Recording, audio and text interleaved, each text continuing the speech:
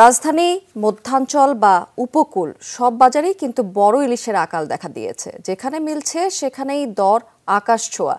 শখ মেটাতেই অনেকেই ছোট কিংবা মাঝারি সাইজের ইলিশ কিনে বাড়ি ফিরছেন।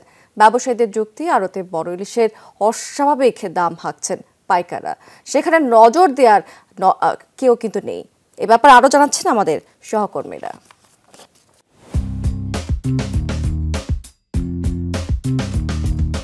সিদ্ধান্ত নিয়েছে সরকার, দেশটিতে যাবে প্রায় ২৫০০ টন মাছ। এবং সবশেষ যেই দামের তথ্য আমরা জানতে পেরেছি বেনাপোল স্থলবন্দর দিয়ে, সেখানে প্রতি কেজি মাছ $10 হিসাবে, অর্থাৎ এখনকার হিসাবে প্রায় ১২০০ টাকা দরে আসলে ইলিশ মাছ দেশটিতে রপ্তানি করা হবে। বাজারে ইলিশ কেনার প্রতি মানুষের আগ্রহ বেড়েছে, কারণ কিছুদিন পরে ইলিশ আহরণে এবং এরপরে জাটকা সংরক্ষণে দীর্ঘদিন মাছ আহরণ নিষিদ্ধ থাকবে, যে কারণে কিন্তু মানুষ অনেকটা আগ্রহ নিয়ে ইলিশ মাছ কিনতে আসছেন, কিন্তু কিনছেন কিন্তু খুব কম মানুষই। যেটি বললাম, 1 কেজির উপরের যে আকারটির দাম প্রায় ১৫০০ থেকে ১৬০০ টাকা কেজি হাঁকা হচ্ছে। তার সাথে প্রত্যেকটি সাইজ যখন নামছে, অর্থাৎ মাঝারি বা ছোট হচ্ছে, প্রতি ক্ষেত্রে দামের ক্ষেত্রে প্রায় ৩ থেকে ৪০০ টাকার মতো ব্যবধান আমরা দেখতে পাচ্ছি। যদি আরো ১৬০০ টাকার রেট দিছে, চাঁদপুরে ১৬০০ টাকা রেট দিছে, এরপরে আমরা বুঝলেন আমরা বেশি ১৭০০ টাকা কিনা।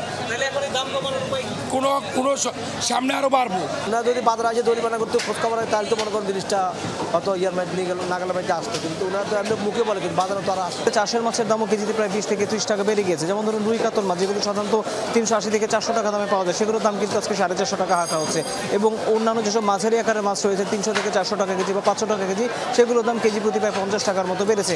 গত সপ্তাহে মোটামুটি ভালো দাম কম ছিল, এই সপ্তাহে একটু বেশি, আবার ঠিক হয়ে যাবে। এই ছিল আমার কাছে রাজধানীর মাছ বাজারের খবর। এবারে আমরা ইলিশের বাজারের খবর জানতে চলে যাচ্ছি চাঁদপুরে আমাদের সহকর্মী কাদের পলাশের কাছে।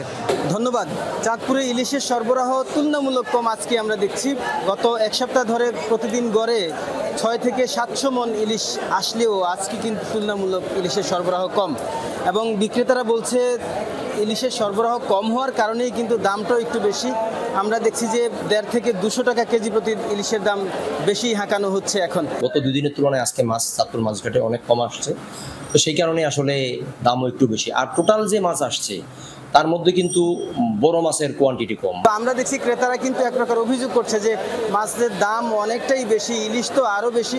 তারা যে প্রত্যাশা করেছে কাঙ্ক্ষিত অনুযায়ী, অর্থাৎ দামটা কিছুটা হলেও এখন ভরা মৌসুম কমবে, কিন্তু আসলে সে পরিমাণ দাম কিন্তু কমেনি। মাছের কেনার জন্য আসছি, কিন্তু আসার পরে দেখতেছি যে মাছের দাম অনেক বেশি, কিন্তু এখন সম্ভব হতেছে না, এই জন্য চলে যেতেছে। প্রতিদিন ২০০-৩০০ মন আমদানি হতো, এখন সেখানে আজকের বাজারে ১০০ মন আমদানিও নাই, এই কারণে দাম বেশি। বাজারে মাছ কিনতেই পারতেছি না আমরা।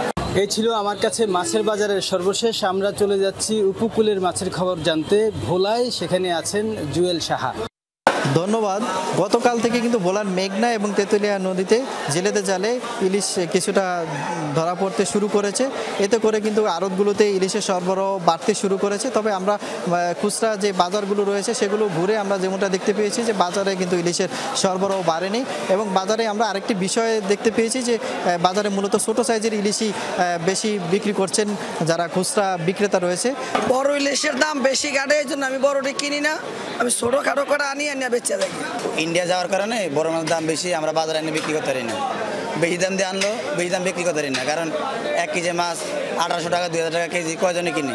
আমরা সাধারণ ক্রেতাদের সাথে কথা বলেছি, ক্রেতারা আমাদেরকে জানিয়েছেন যে ইলিশ তাদের নাগালের বাইরে অনেক আগেই চলে গেছে। এছাড়াও সাগর, নদী এবং পুকুরের যে মাছগুলো রয়েছে এগুলোর দামও কিন্তু বর্তমানে অনেক বেশি থাকার কারণে তারা কিনতে এসে হিমশিম খাচ্ছেন। বাজারে আসছে ইলিশ মাছ কিনতে, আইসা দেখে যে ইলিশ মাছের দাম আগুন। এখন বাধ্য হয়ে পোয়া মাছ কিনতে আসে, তাও দেখি দাম বেশি। মাছ কিনতে দেই, মাছের দাম মাছ আর দেওয়া যায় না, তখন কি করবো, তখন যাবি গিয়ে। তো এই ছিল আমার কাছে ভোলার মাছ বাজারের খবর।